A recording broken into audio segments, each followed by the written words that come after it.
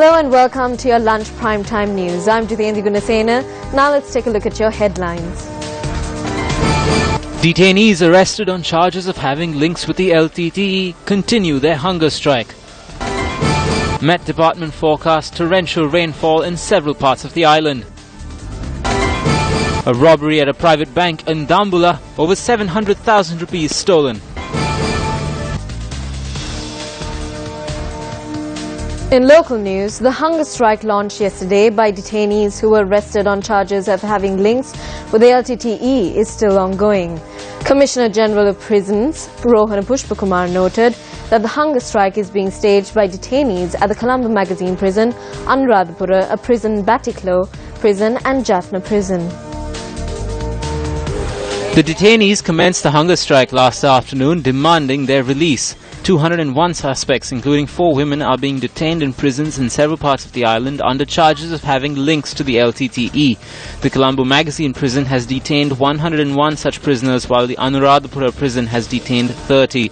Few suspects are also being detained at the Velikada, Bogambara, Trincomalee, Kalutara, Batikala, Badula, Gaul, Jaffna, Polonnaruwa and Monaragala prisons. Adding that 40 suspects have been issued with court orders citing punitive measures, the Commissioner General of Prisons noted that indictments are yet to be filed against 161 suspects. In more local news, an individual has robbed over 700,000 rupees from a private bank in Dambula and fled. Police media spokesperson ASP Ruang Gunasekara said the suspect was armed with a hand grenade when he robbed the bank at around 10 this morning. ASP Gunasekara added that the suspect, who was masked, had also taken a bank official hostage when fleeing the scene, but later released the hostage unharmed.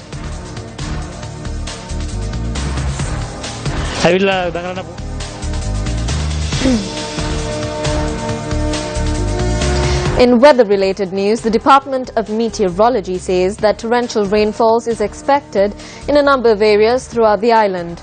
This afternoon, the department announced that heavy showers of about 100 millimeters are also likely at some places. Meanwhile, 2 individuals have died after being struck by lightning. Police media spokesperson ASP Ruang Gunasekara said that lightning had struck the 2 individuals when they were in a sugarcane plot. The victims were aged 24 and 19. Meanwhile, the Met Department further notes that 22 deaths have been reported due to lightning strikes in the country this year so far. Duty meteorologist at the Met Department, Nimal Bandara, said that due to the impending inter-monsoonal season, there is a higher risk of lightning activity occurring this afternoon. The Met Department warns the public to follow safety measures due to the expectant lightning activity. On to more local news. The wild elephant menace has now become a threat to many districts in the country. Residents of several areas say though the relevant officials have given assurances that solutions to this issue will be provided, these assurances have been limited to mere words. Newsfirst takes a deeper look into the matter.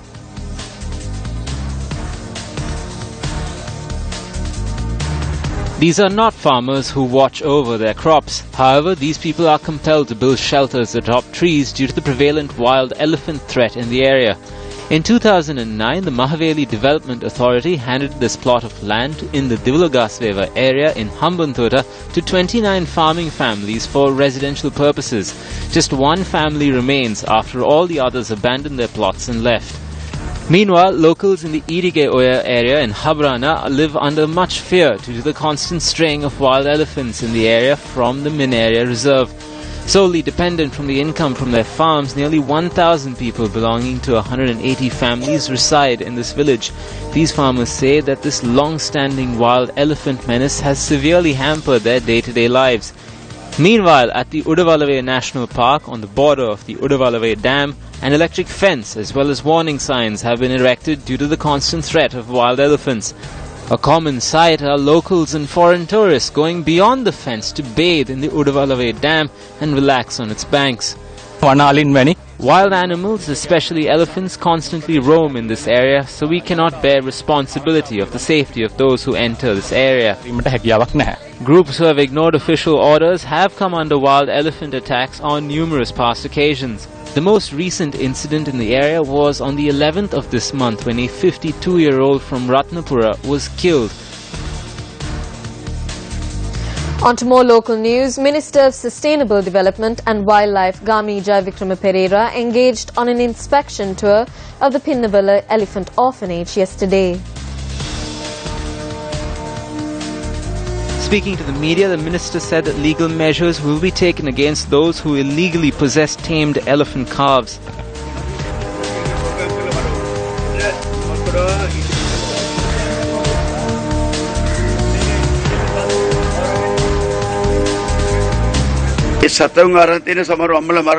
These elephant calves have been taken away after killing their mothers. There are around 60 such pachyderms who are being kept illegally. So as the government's policy, we will take legal action against those who forge these documents and kill these elephant calves' mothers. Positions will not be taken into consideration. All of them will be arrested. There is a delay in identifying these suspects. However, the CID, Attorney General, as well as the Attorney General's Department are conducting investigations. There are some who are among us as well.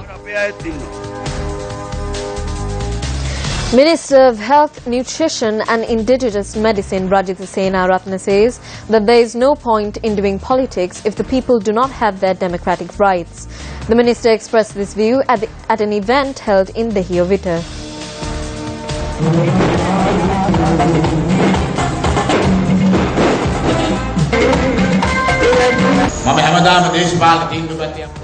I always took decisions based on my policies. I always consulted with those around me who helped me build my political career when taking the right decision.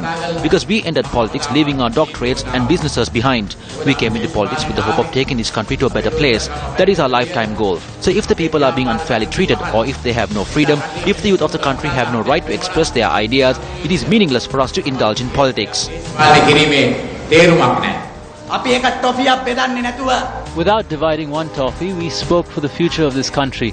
There are simpletons that do not understand this. There might be a few in this area too. We cannot change them, neither do we need people like them to make this country. We did not amass the people for these simpletons to indulge in politics. We amassed the people to build the future of this country.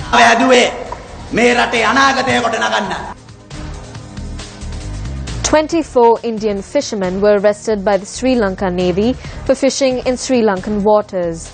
Director of the Fisheries Department of the Mannar district, P.S. Miranda, stated that these fishermen were arrested close to the Telamana harbour. 4 boats which were seized along with the fishermen have been handed over to the Fisheries Department. The fishermen are due to be produced before the Mannar magistrate today. Another phase of the island-wide campaign titled For Our Children to spread awareness on child protection commenced for the 9th consecutive day today. One of the phases for the For Our Children campaign, which is organised by Sirasa Shakti Newsfirst together with the Ministry of Law and Order and Prison Reform, commenced from the districts of Puttalam and Badulla today. The Newsfirst crew commenced their journey from the town of Karuvala Gaswada in Puttalam to create awareness amongst its locals on how children who will take on the future of this country must be protected. Another leg of the For Our Children campaign got underway in Badulla today. The campaign is to continue this afternoon at the Bharati Tamil College in Badulla.